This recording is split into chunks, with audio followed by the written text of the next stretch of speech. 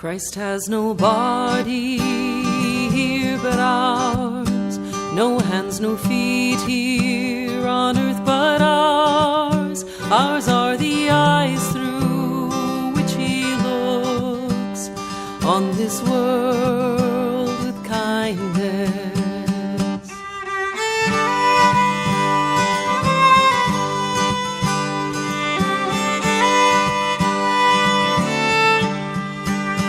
Ours are the hands through which he works. Ours are the feet on which he moves.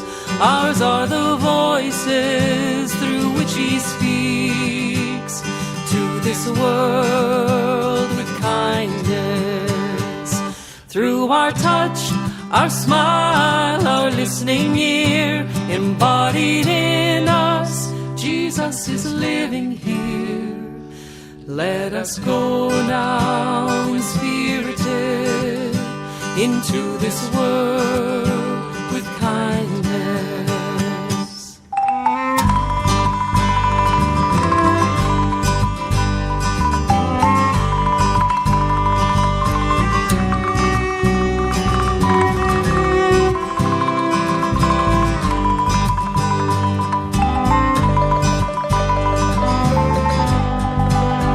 Jesús, tú sí